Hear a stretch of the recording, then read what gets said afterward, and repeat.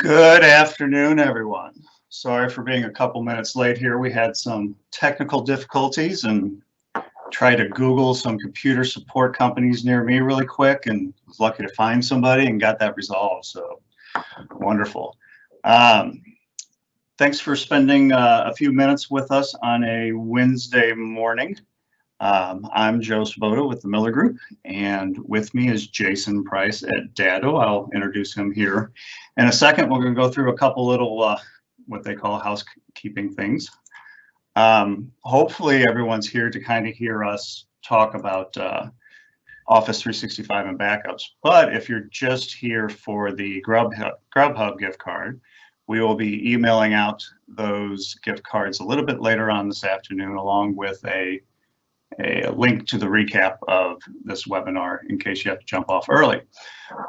This event and all our other events that we've done in the past, and we've done quite a few on Microsoft Teams and Microsoft Forms, a lot of the Microsoft products, are available out on our website, www.themillergroup.com/live-events. You can look there for future ones that we have coming up as well. At any point in time during this webinar, you have any questions or anything you would like us to cover, over on the right-hand side of your screen is a live questions and answers feature. So go ahead and type your questions in there. And Alex, who is moderating this, will jump in and let us know if you have any questions to ask. With that, so why are we doing a webinar on Office 365 backup? You know, in the past 10, 15, 20 years, most of our data was stored on servers locally at an office, and we would use different devices to back that data up. We here at the Miller Group actually use Datto, and a lot of our clients that may happen to be on this call have a Datto out at their location, which does a wonderful job of securing and protecting your data that is in-house from myriads of different disasters and ransomware and all that good stuff. But as things move more to the cloud, so for instance, your email, if you're using Office 365, which most companies nowadays are, that's in the cloud. If you're using OneDrive locally to sync your files to your device, to different devices in the cloud, or if you're using SharePoint, or now over the last couple of years, if you're using Microsoft Teams, all that data is in the cloud, and that data does need to be protected. And that's kind of what we want to discuss today. So with that, I would like to introduce Jason with Datto. I've heard Jason speak numerous times, and we're lucky to have him. And he's going to kind of walk through some things of why and what and how. Jason, good morning. Hey, Joe, how's it going? Wonderful. Awesome. Well, I'm happy to be here, and hopefully I can lend some knowledge to the participants of this webinar, and things that they could take back to their offices and to their homes, and be able to have a different way of thinking about how we look at data protection, not only locally, which we typically always think about, but also the data that lives in the cloud. So I'm ready to go whenever you are, and I'm once again just ecstatic to be here with you guys today. Can you share your screen with us, Jason?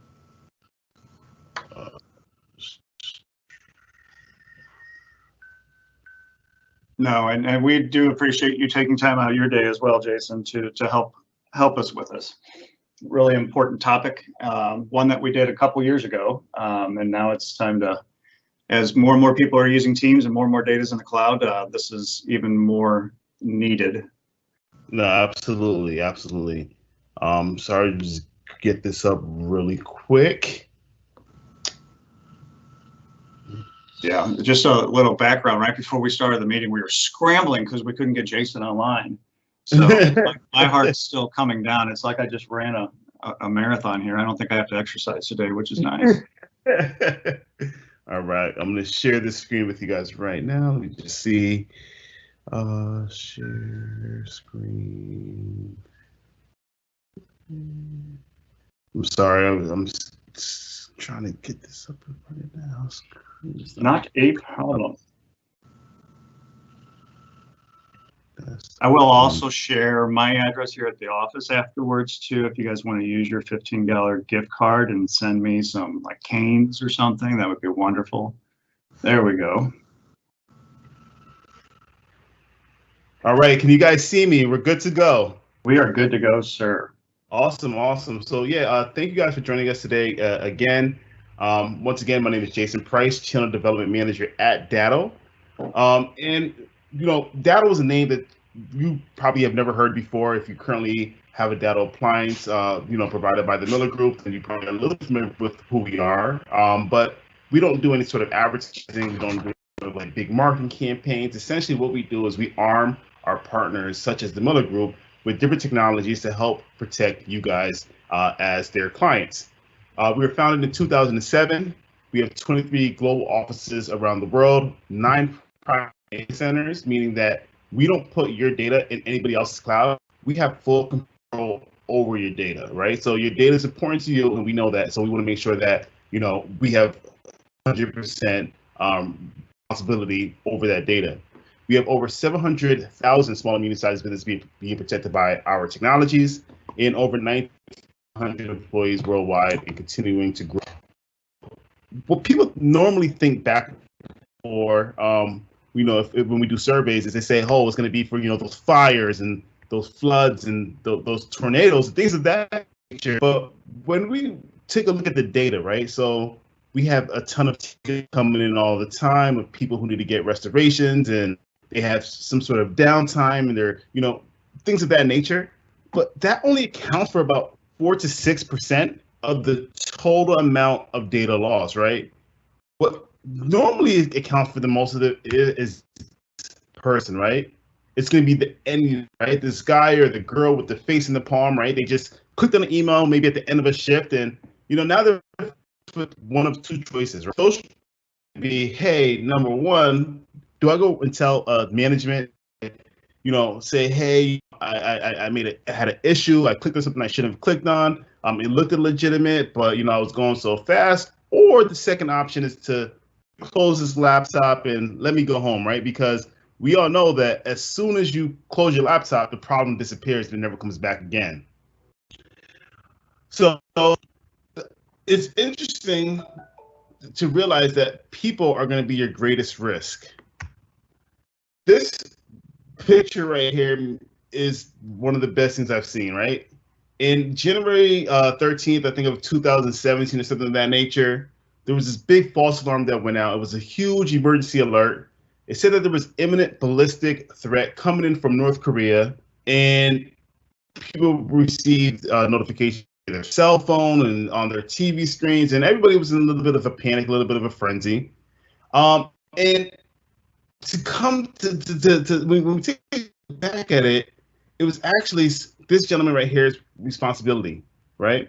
And essentially, he was either hacked or compromised, and there was a big investigation of how this could happen, and you know all this fear that was going around. But when we take a look at this picture, which was taken about a year before that, and we actually zoom in, we can actually see that he has his password on his monitor, right? And so you guys are probably thinking right now, well, I keep my passwords on my monitors and things of that nature. How else am I going to remember it? But the criminals know this as well. And so it's very, very important that you make sure that you are doing everything you can that's in your power to mitigate any type of threats, right? And so as an end user, huge burden that's placed on you. Let's talk about the anatomy of the internet, right? So the internet can be divided into like 3 different buckets, right? So you have your surface level or your surface web. That's typically where you're going to go and go to your CNNs and your Reddits and, you know, what most people would you expect to do. That only is about 4% of the total web. The next layer is your deep web, right? So your deep web is a lot of great, juicy information. It has your academic databases. It has medical records, financial records. It's what your credit card companies store their information in. It's for the different governments, whether it be state, municipalities, or federal government stores their data. And then you have the dark web, right? And that's where you have a lot of the political unrest. You have different types of illegal, illicit activities that are happening, drug trafficking, and things of that nature. But the criminals, for the most part, they're looking in that deep web, right? That's where all that information that they can use against you or to benefit from you, right? They can take your credit card information, they can take your social security, all those things where they're able to make a profit off of you.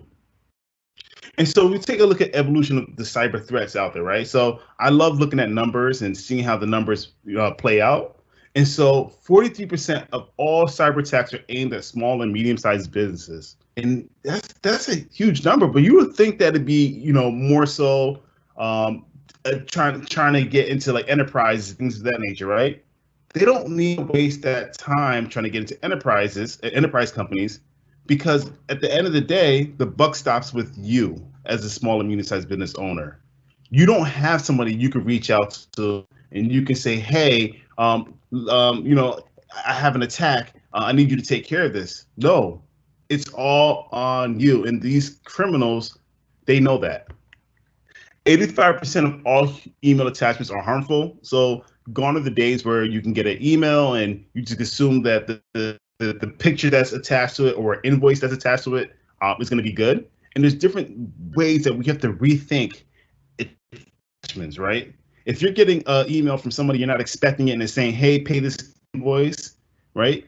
It might be wise at that point to say, hey, let me pick up the phone. Let me reach out to this person sending it and say, hey, I wasn't anticipating an invoice. Did you send this, right? And you'll find that a great amount of the time that they never even sent it. And it was a way that a criminal was trying to get into your system. 90% of attacks are launched from a phishing attack, meaning that it could be an email that comes through and it looks like the email came from FedEx, right? And we love seeing FedEx, UPS emails because you have the tracking number. And, the tracking number means that you're going to get some goodies. So, you may eagerly go and hit, hey, this item is coming in, and then you are infected. Your network is infected. And so it's crazy that the majority of the time that these attacks are happening is that we're giving people the keys to the kingdom. Cyber crime will cost over $6 trillion by 2021.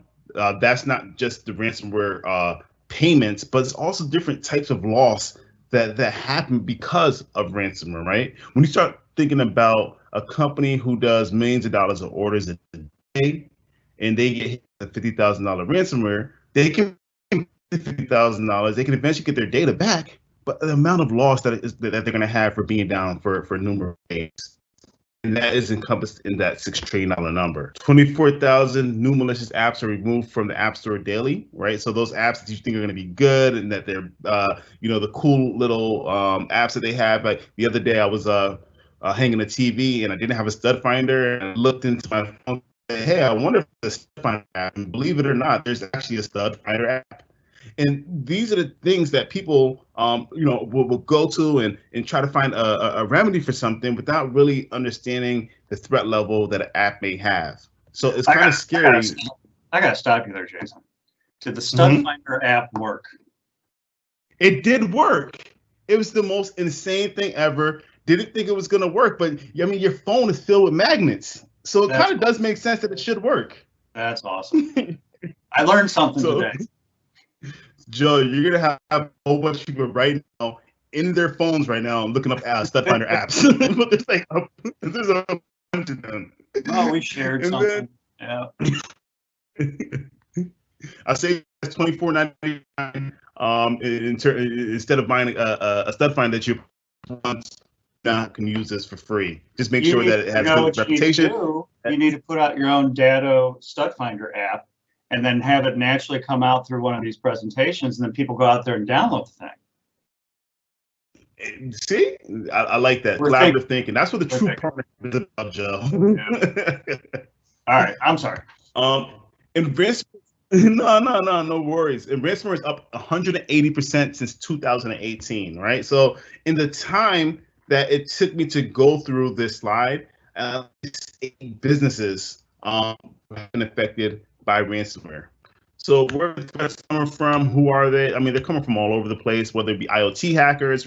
You think that your house is so cool because you have, Wi-Fi light bulbs, and you have the ability to turn on your coffee maker by saying, hey, Alexa, turn on the coffee maker. but there's so many different ways that these threat actors are being able to compromise you and your data, right? It could be organized crime, it could be not names, right? So there's a lot of talk about Russia and North Korea and things of that nature, and they have whole pretty much factories or huge buildings of people who do nothing more than try to hack and take money in data from us living abroad or living here in the USA. So the big thing that you probably heard a million times over the last 2 years, a bunch of people thought they were going to get really rich with Bitcoin and and such, but really and truly here is king, right? And so I mentioned Bitcoin, and the reason I mentioned Bitcoin is because Bitcoin has accelerated the ability for these threat actors to act, because it gives them a cloak of anonymity, right? They're able to to request a form of payment that is not traceable. If you go and try to get Bitcoin and send it to somebody, they'll never know where it came from. Right? They were saying, hey, send us credit cards information, send us a check, things of that nature. All of those things are trackable. And so, as you see, over $750 million were paid by just small and medium-sized businesses in 2019 alone. And one of the great things about my role and the things that I'm able to do is I'm able to hear and listen to different stories that I hear across the country, and pretty much bring it back to you guys who may not be familiar with the different ransomware stories and things of that nature. So one of the ones that that really intrigued me was this one right here. This is called the popcorn time ransomware. Essentially, what it's doing is it turns victims into a part of the criminal act. If I'm a victim, I get that popcorn ransom, I have one of two choices. Choice number one, pay the ransom. Choice number two, I can send it to two people, right? Two friends or two enemies or two ex-wives or whatever, whoever you want to send it to, right? And by doing that, you're helping spread that ransomware, and then you have the ability to get all your data back without paying. And so it's really, really scary when you think about it. Somebody who may just be, not have the money to pay to get their data back has to resort to being a part of the problem. There's another interesting thing is where when ransomware is sent out, it's not necessarily sent out to this person living in this house or this person this day or this country for that matter. And we've seen that even with the ransomwares that people have been getting, they need people to understand how to pay. So if you get a ransomware infection and it may be in another country, you can actually go down through their English or through their translation bar and actually translate it to whatever country you are in. So if I'm living in Japan and I get some English ransomware, I can go right to the bar, go down to Japanese, and I can translate it to that native tongue, right? They want to make it as convenient as possible for you to pay, essentially. This one is pretty interesting as well. So there's this thing that's actually real, right? It's called the Big Mac Index. The Big Mac Index is what economists use in order to determine the cost of living at different parts of the country. For instance, a Big Mac in New York City is going to be much more expensive than a Big Mac in St. Louis or a Big Mac in Little Rock, Arkansas, right? And so you can see how affluent an area is just by these price points. And so if you're in a part of the country that really is, below the poverty line and things of that nature, the cost of that ransomware will adjust accordingly, right? So you may pay $200 in Little Rock, but in New York City, somebody's going to pay $1,000 for the same ransomware. Pretty clever, pretty insane, but it's real. But it's really real. And what we're seeing is that we're also seeing that these are being sold as a ransomware as a service on different forums, right? So we've seen on Russian language forums and some other North Korean forums and things of that nature. But somebody's designing this ransomware and then selling it to people on a month-to-month basis, like a cell phone. That is insane. Yeah, it just makes things so much easier to spread. They get the people selling it get a cut, right? Is that how it's working? Absolutely, because it's, you don't, it doesn't take just one person to send all of that stuff. It's a collaborative effort, right? So you're talking about the ability to scale, right? Where, hey, you're going to get a commission based off all of the ransomware threats that are out there and people paying, right? You now have a whole army of people. It even makes it even much more difficult to even track. And they use email addresses to get into everybody. So the more email addresses they can hit, they don't care. They don't really scrub those lists or anything. They're just sending out to as many email addresses as possible, right? Yeah, they are fishing with explosives, right? They're throwing an explosive into a lake, and whatever fish come up, that's dinner. And it's scary, right? There are different people who may be targeting, specific, industries and things of that nature, and that does happen. But largely, it's going to be, hey, I'm going to cast a wide net, and we're going to get as many people as possible, right? The thing that you have to realize, or we want to realize, or that's very important to realize, that these threat actors, they don't care about how important your data is, right? They don't care what data it is. They don't care if it's photos. They don't care if it's your Excel information. They don't care if it's your architectural designs and stuff of that nature. They don't care. The only thing they care about is how important that stuff is to you, right?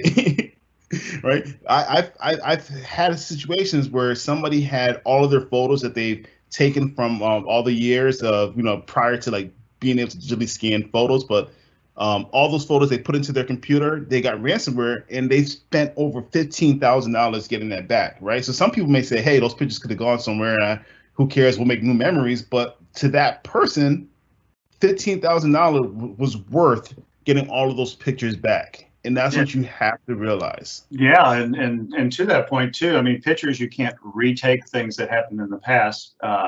And for most businesses as well, data that your employees, your most important asset are your employees, but the data that they create is really what's most important to your business. And you can't go back and recreate the majority of that these days, especially as things are moving more and more paperless. Or even if you can, what kind of cost is involved in going back and recreating all that?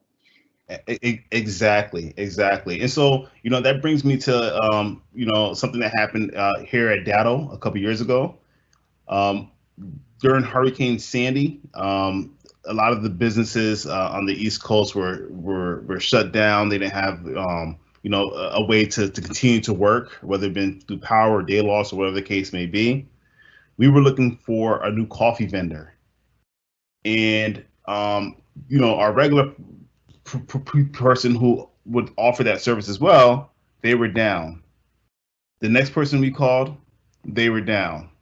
We finally got somebody who was able to provide us with the coffee vendor. And at that point, we were just, one building, so it wasn't that big. But that third person had an opportunity that they may have never had before, because we went through two people prior to getting to that coffee maker or that coffee supplier. And then you think about, as we've grown, as we've scaled, and now we have 23 offices and 9 data centers across the world, we're using the same coffee provider. And so, we talking about loss, right? One company may have gained, but these other two companies that may have been a better fit didn't get the opportunity to show us whether or not they were going to be a good fit. So I always think that's a pretty cool story. It's just coffee, but it does signify the loss you can have in those minutes, in those moments that you're not up and running.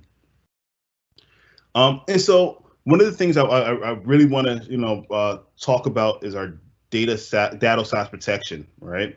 Because once again, in the beginning of this, Joe talked about how most people are thinking about data protection on a on-premise standpoint and being able to protect your servers and your workstations and things of that nature. And we have seen a huge shift going to the cloud, especially in the last 4 or 5 months, right? Where there may have been a timeline of getting people to the cloud, but with more people working from home and remotely, we've seen that number increase at a rate that we could not have expected, 8 months ago. And so what Datto SaaS protection is, it is trusted SaaS protection for your G Suite and your O365. One of the big misconceptions or illusions is that these companies are big billion-dollar companies, and they're doing everything to safeguard your data, and we can rely on them. And in part, they're really good. They're really reliable companies. They do a great job, but they have a role, right? They're a part of the process in terms of keeping your data safe. There's this thing that is called the shared responsibility model, right? So both Microsoft and G Suite both have it. And what it states is that they provide for the security of the cloud, and the tenant or you provide security within their cloud. This is from one of the EULAs, or end user agreements from Microsoft. Those are those big, long 17-page things that we all read when we install things. Yep, that we all like just scroll to the bottom of. Oh no, just thoroughly. I mean, that's why it takes me so long to install something. I have to read for 2 hours. So I think it's interesting, right? So you give me a minute to read this to you. We strive to keep the services up and running. However, all online services offer occasional disruptions and outages, and Microsoft is not liable for any disruption or loss you may suffer as a result. In the event of an outage, you may not be able to retrieve your content or data that you have stored. We recommend that you regularly back up your content and data that you store on the services or store using third-party apps and services, right? So this isn't something that we're saying, hey, you need it. And there's not really a case for it. Microsoft themselves are saying, hey, there is a case for this. There is a need for this. Right. The way we and this is key too. And I remember 4 or 5 years ago when I first was made aware of this, it was kind of shocking.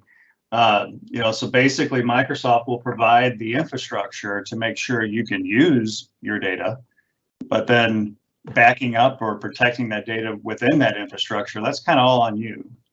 Absolutely. Yeah. Absolutely. Right. And so this is from one of their Ultra 365 security blogs, right? We recommend that your backups are kept in an external, non-mapped, or not synced storage, right? So they're giving you the facts like, hey, our solution is good, we back it, and I can't say anything bad about either one of those products. I actually use them both. However, I want to make sure that my data is always safe, right? And it's always in multiple locations, right? In case something happens, I want to be able to have a restoration option. And essentially pretty much of the same. So a couple statistics, right? 1 in 3 companies using SaaS lose data. 47% of data loss is caused by end user deletion, right? So this can be, several different scenarios. I can see this happening, right? Hey, you are 99% full, right? You need to make space or you would not be able to continue receiving emails, right? All right, let me just delete everything from last year, right? And then a month later, you need to reference an email from last year, but guess what? You deleted it. And therefore, you now are at risk of not having the proper information in order to proceed with maybe a project or a customer order or something of that nature. And so it does happen, right? Non-malicious. Oh, it does happen. I'm part of that 47%, Jason.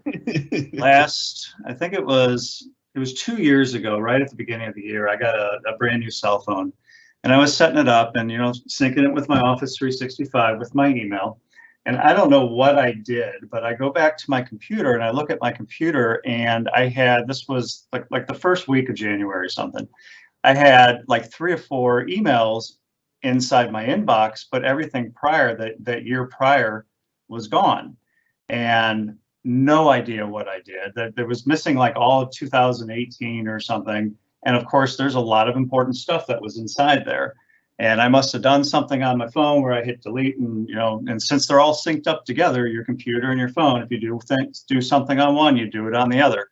Mm-hmm. And I lost everything. Now you'll get to why I didn't have to freak out here in a little bit, but luckily we did have this in place, and I was able to recover really quickly. But it does happen. It does even happen to people that supposedly know what they're doing. So it is real. It absolutely, right? And so those are the accidental, but 20% is also caused by a malicious act, whether that be an internal employee, maybe they're about to get terminated, or maybe they're about to go to another company. Maybe this is a situation where we have an outside threat actor, but this does happen and quite often. And so the other thing that I was to fight through with people is that to really say that, hey, yes, you can still get ransomware for your SaaS data. And so I want to ask if you have heard of Ransom Cloud, right? And so what Ransom Cloud is it's a ransomware that's going around that's affecting O365 emails. And so this is how it works. This is how it infects your computer or your instance with ransomware. Imagine you're in your email, you get this thing from Microsoft Anti-Spam Pro, and it looks legitimate, right? Because it has the Microsoft logo and it has the colors in the window, and you're like, you know what? I hate spam. Let me see what this is about, right? So you click on it, and it's saying, all right, to install, you have to accept all of this, right? And it's saying this app would like to access your data anytime, sign in as you, read your contacts, read your calendar, send emails like you, and read and write access to your mail. So you're saying, okay, this looks good. I mean, I'm assuming this is what it needs to do in order to not get spam anymore. And the next thing you know, you are infected. You have ransomware. If you look at the subject line, it actually says infected. It allows you to see the subject line because it wants you to see how important that information is that you can no longer access. And then the next thing you know, the hackers demand a ransom, right? And once again, it's all anonymous, right? On the bottom of the screen where it says Bitcoin accepted here, send $300 worth of Bitcoin to this address. You put that in, it's gone, untraceable, and hopefully you can get your data back. Because once again, these are not the most savory of people. There's a chance that you still may not get your information back, even if you pay. You mean these bad guys aren't all on the up and up? No, unfortunately not.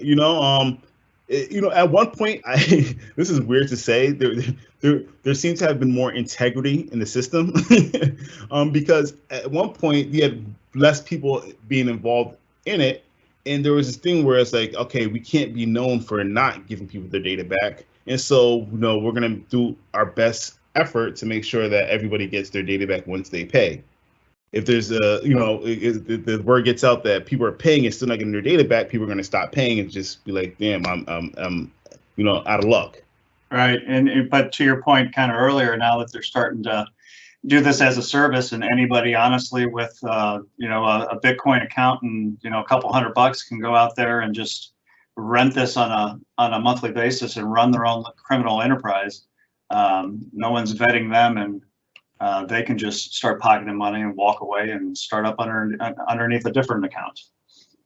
Exactly. And so, just to go over what is happening with this solution is that, once again, we're backing up all of those different components of Google Suite and Microsoft O365. We're backing up 3 times a day automatically. Is going directly from Microsoft's cloud to our own secure private data center. In the event that you need to get any of your data, Joe and his team will be able to actually bring that data up within seconds, if not minutes. So if you have that very, very important invoice that is now compromised, no need to worry. Joe and his team will be able to get that information for you and restore your whole account if need be, back to a specific day, a time, or whatever historical point you need. This is unlimited storage. It's really, really quick and simple to set up. It's something where Joe and his team can do it in hours, and won't have any effect on your daily work for that day. You have multiple admin capabilities as well, so there can be different levels of access. And it can scale, right? So whether you're a shop that has 1 or 2 employees, or if you have thousands of employees, this is a viable, necessary option in order to mitigate any type of loss due to your SaaS data being compromised. And to your point with the easy to restore, going back to my little story of my goof of deleting all my email, we had the Datto 365 backup protection in place. So I was able to log into our admin center. I was able to pick my name from the list of mailboxes I would like to restore from. I had restore point or restore options going back since the beginning, since we turned that on, but I just went back to the point prior, which happened to be like an hour ago, and hit the restore button. And within seconds, my email started populating back into my inbox. It was just so simple. The whole sigh of relief came by, and I was like, perfect. This is exactly what we need. You know, with your point there, with the with ransomware especially, not only do we have to worry about ransomware hitting your email, which is so scary, and then seeing a demonstration of that live is extremely scary. But most people will get ransomware just on their computers or at a computer at a network, and it'll happen to propagate out to other computers on that network. But if you are using the Office suite and you do have, for instance, files on your OneDrive, the way ransomware works is it goes out there and finds any kind of PDF document, Excel spreadsheet, anything on your computer, which would happen. Those OneDrive stuff that you stored is on your computer. It encrypts that, and then of course OneDrive does its job and syncs it to the cloud and your other devices, and then it just spreads like wildfire that way. Yeah. No, absolutely. And yeah, typically when we see these infections, it's not just one computer, you know, we're seeing like whole networks being compromised. And, you know, at that point, it's, you have to take a systematic approach as to say, okay, what comes back up first? What's the most important? What's going to reduce our, you know, recovery time objective or recovery point objective, or, you know, what's going to bring us up and cost us the least amount of money, right? Well, how are we going to save this business, right? One of the facts I didn't point out is such a scary fact that like 87% of all businesses that deal with any sort of data deletion or data compromise will end up closing within a year, right? That is scary. And it's scary. It's scary, you know. And you know, it's you know, there's things that you can do and conversations you can have, right? Not only just implementing, you know, these different solutions that, you know, Joe and team and Datto is able to provide, but just becoming more knowledgeable, right? And so one of the things I pointed out earlier in this conversation is that I want you guys to be able to leave here and feel like you're a little bit more educated, right? Maybe now you're going to look at that attachment in a different way. Maybe now you will call, you know, John from accounting and say, hey, did you send me this email, right? It's about the education as well as the different product sets that are out there to help you guys out.